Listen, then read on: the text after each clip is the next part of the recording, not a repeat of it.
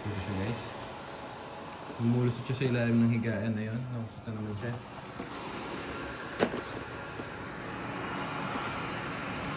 Yung maganda sa kanya, tulad nito, dahil itong ilalim ng higaan namin, hindi na yan nalilinis talaga.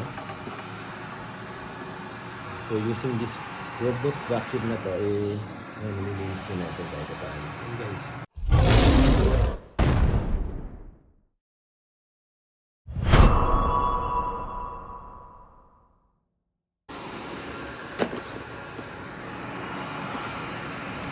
Yung maganda sa kanya, tulad nito, dahil itong ilalim na higaan namin, hindi na yan nalilinis talaga.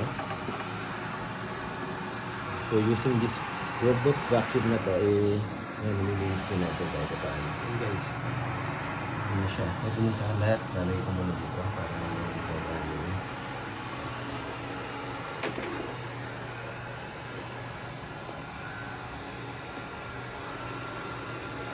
Tingnan siya. Pag nababangga siya.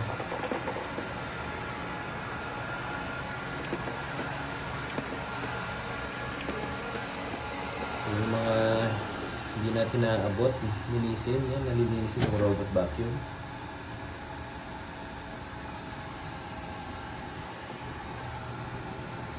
Nadaanan niya. In fairness guys.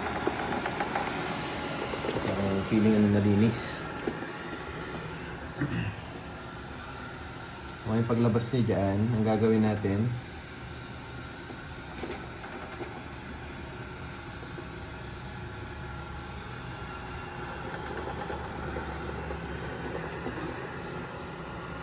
so may mga ibang option guys, tulad nito, tingnan natin siya, clean up setting, pwede na siyang gawing silent.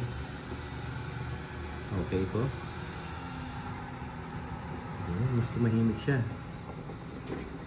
So hindi siya, may option ka guys kung nag-work ka or may ginagawa ka and ayaw mong maingay, pwede siya naka-silent lang. So pwede rin namang strong. Ito naman, tingnan natin yung strong. Yun guys, mas malakas. Ano ba siya? Yun, layo na yun. Ito guys. Nasa kabila na siya. Nakalusot na siya sa higaan.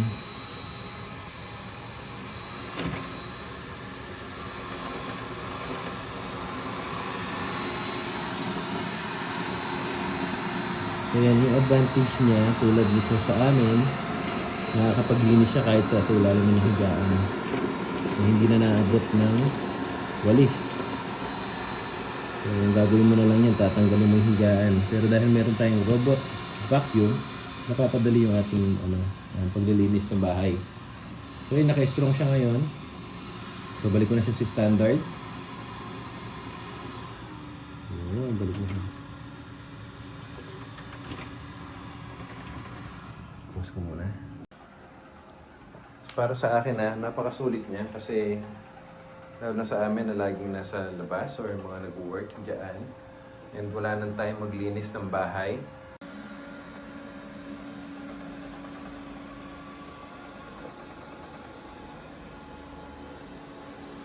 Sakto-sakto.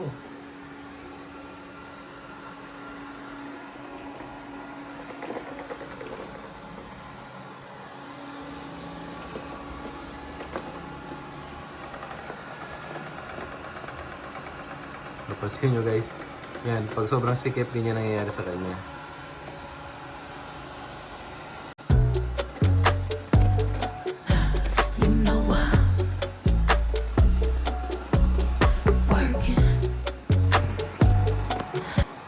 Kaya pa nakaangat. So guys, ito may mga times na nakakadaan siya ng ganito. Ito nadaanan niya. Kaya pala parang, kasi parang nakaangat siya. So yung mga ganong gamit guys, kailangan nililipid din. Hindi niya kayang tanggalin or linisin. So hindi na siya kuryente. Ano yung nangyari sa kanya.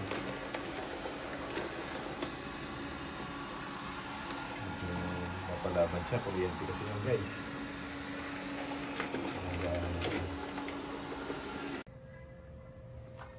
So So ngayon guys, titignan ko na kung ano yung mga itsura ng dumi. So first, may technique ba ito or yun? Ganun lang. Ito muna. So papansinin niyo may konti pa siyang natirang tubig.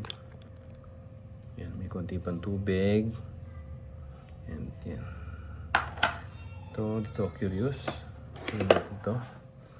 So ito, yun. Tignan nyo guys, nakakuha siya ng ang daming buhok. Ayan. So yan, yung mga nakuha niya ng dumi guys. Sabi ko na, dito, palagi ko nakuha niya ito doon sa ilalim ng higaan. Yan guys, ang dami ng dumi. So ngayon, tatanggalin natin yan. So pag lilinisin daw yan, open to, tanggalin yung filter. Tama ba? Hindi pala dito.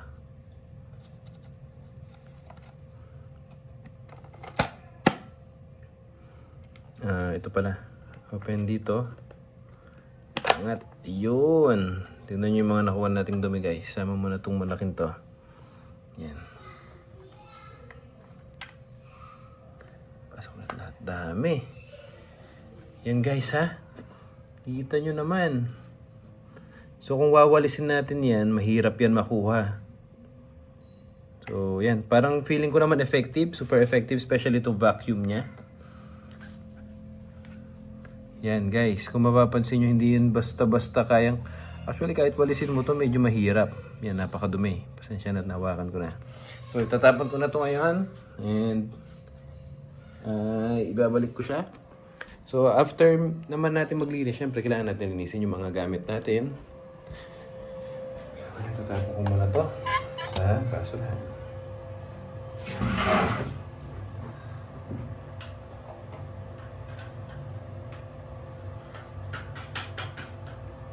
Pag natapon na, sarap natin ulit.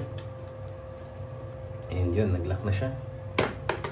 Ngayon, kukunan ko naman yung isa. Ito naman, ang ating lilinisin. So, pag lilinis ito, ganun pa din. Tanggalin muna to. Slide. Tapos kung may natirang tubig, ay itatapon. But I think, maglilinis pa ako sa ibang room. So guys, pansinin nyo, madumi pa din, madumi din to, oh. Then, babalik ko lang dito. Babalik natin siya dito. So, ang pagbabalik, ganoon pa din. Lambot na.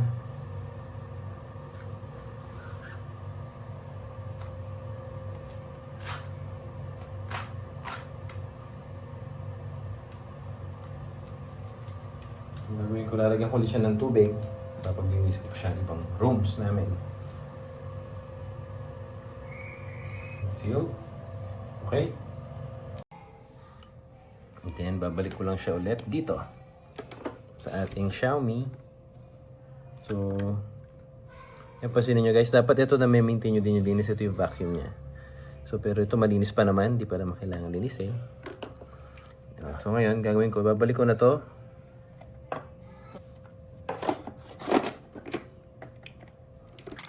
Put into place, and then ito natin. Ayan. Ngayon, dadalhin ko siya sa ibang rooms. Nasamahan niyo ako na siya sa ibang rooms. Ngayon, continue dahil pwede ko siya continue na lang.